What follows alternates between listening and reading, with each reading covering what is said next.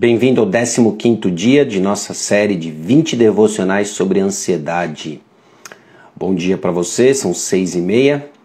Hoje é sexta-feira, dia 26. Bom dia. Um bom dia com você que está chegando. Bom dia, Jael. Bom dia, Mãe Irina. Mamãe Marina, bom dia. Bom dia, Alexandre e Andréia. Bom dia, Elisa. O texto nosso hoje é de Filipenses capítulo 4, versículos 4 e 5. Filipenses capítulo 4, versículos 4 e 5. Então, se você tem uma Bíblia perto de você, espero que você tenha. Bom dia, Michael. Nós vamos olhar para Filipenses capítulo 4. Bom dia, Rosângela. Bom dia a todo mundo que está entrando. Filipenses capítulo 4, versículos 4 e 5. Diz assim o texto: Alegrai-vos sempre no Senhor. Outra vez digo, alegrai-vos. Seja a vossa moderação conhecida de todos os homens, perto está o Senhor. Alegrai-vos sempre no Senhor, outra vez digo, alegrai-vos. Vamos orar. Senhor, nós somos gratos ao Senhor pelas instruções claras e diretas da Tua palavra. A ordem hoje é alegrar-se no Senhor, é escolher nos regozijar no Senhor. E isso, ó Deus, é um antídoto, isso, ó Deus, elimina o combustível de nossa ansiedade, que é o nosso desânimo, que é a nossa tristeza, muitas vezes nossa apatia, e que essas verdades, ó Deus, encontrem um coração fértil, ó Deus, para a obediência. É no nome precioso de Jesus que nós oramos. Amém. O espírito da nossa cultura e da nossa época é: eu quero ser feliz. Já ouviu isso? Eu quero ser feliz. Ou já disse isso, eu quero ser feliz. Via de regra, pessoas que externam constantemente eu quero ser feliz são pessoas que frequentemente buscam a felicidade no lugar errado. Elas buscam no lugar errado. Aliás, é impressionante a enxurrada de livros, recursos, qualquer tipo de instrução por qualquer tipo de mídia que existe em termos de autoajuda, prometendo felicidade. Pessoas querem felicidade. Não há nada de errado você buscar a felicidade, o grande problema é quando a felicidade se torna o próprio Deus. O objetivo máximo de sua busca e buscando nos lugares errados. Por exemplo, alguns tempos atrás, uma revista norte-americana, a revista Forbes, fez uma entrevista, uma reportagem sobre ambiente de trabalho e reclamação. E mostrando que a infelicidade sutil é vista muitas vezes de forma negativa, como negatividade no ambiente de trabalho. Esse artigo mostra que funcionários desengajados são a norma e que onde existem funcionários desengajados, desinteressados, normalmente existem murmuração, fofoca e reclamação. E o autor ainda continua nesse artigo: seja você alguém que luta ocasionalmente com uma mentalidade de vítima ou tenha tido sua parcela significativa de maus momentos, é tranquilizador ser lembrado que quando o assunto é o seu próprio comportamento, você detém todo o poder e sempre tem uma escolha.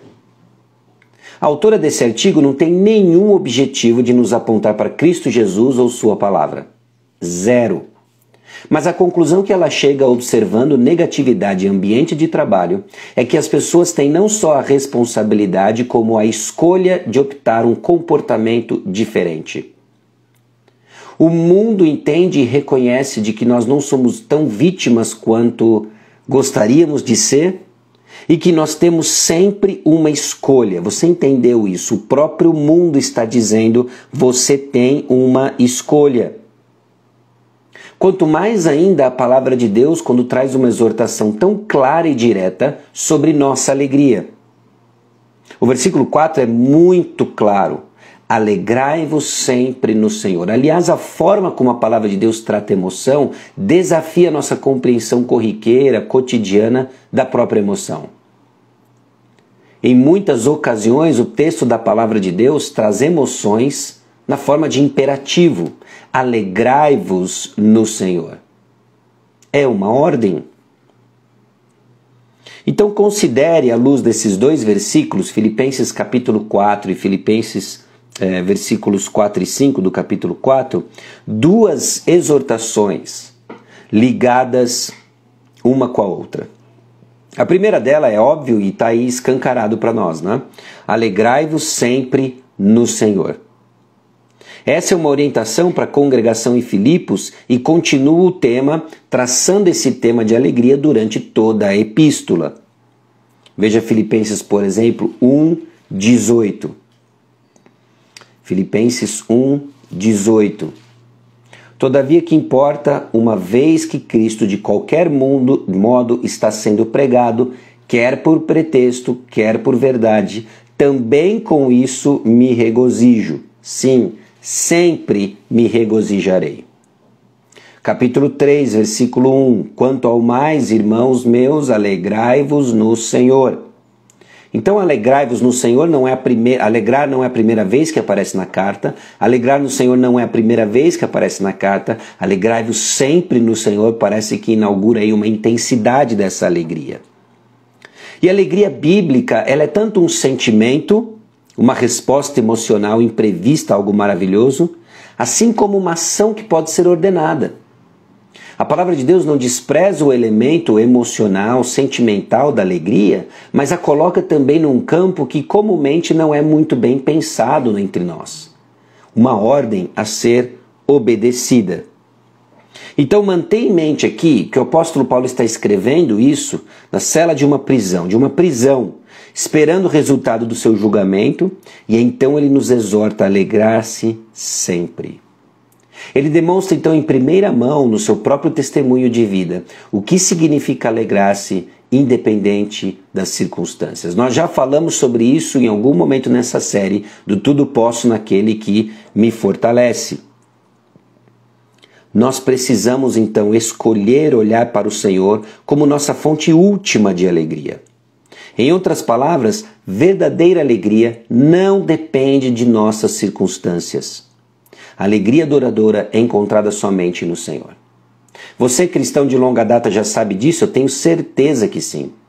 Você, cristão de longa data, precisa ser exortado e lembrado disso. É só no Senhor que se encontra a nossa alegria. O quanto de nossa ansiedade não são medos de perder coisas que julgamos ser o que precisamos, ser nossa alegria? Ou de deixar de desfrutar coisas que estão nossos tesouros, nossos valores? A alegria duradoura é encontrada somente no Senhor. Alegrai-vos sempre no Senhor, diz o texto.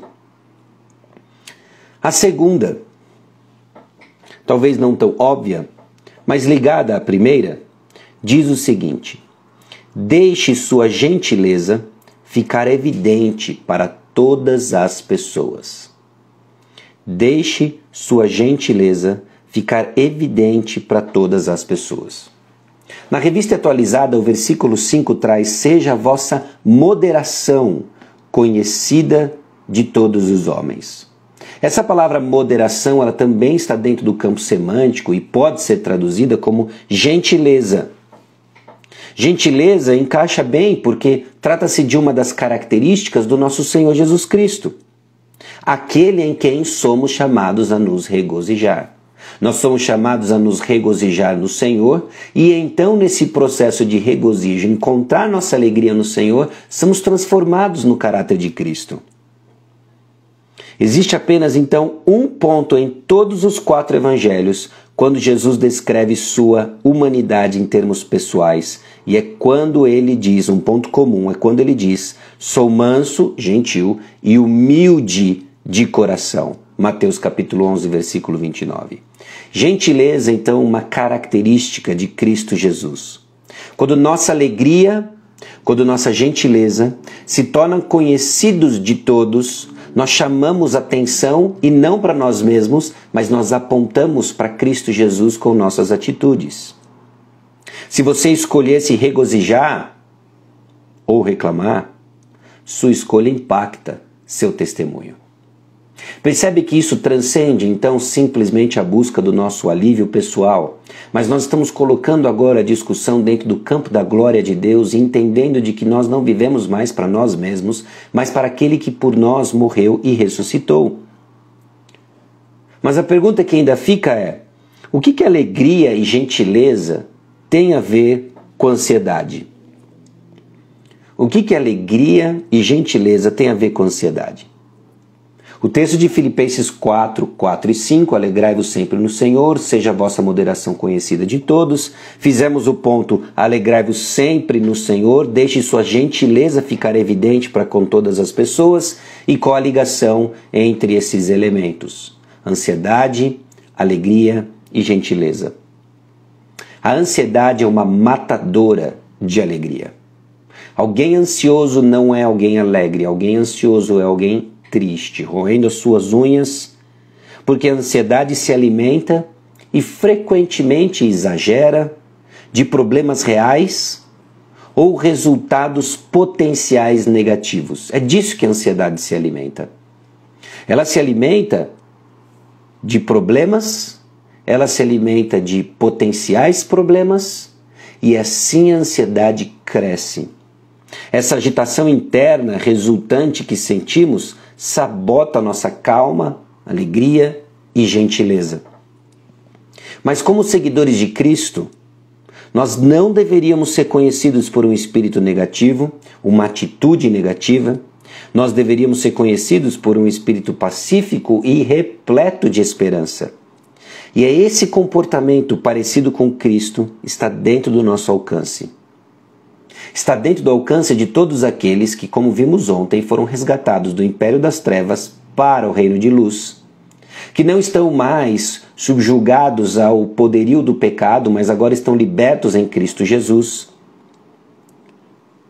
E começa com uma decisão constante de obediência e submissão ao Senhor Jesus Cristo.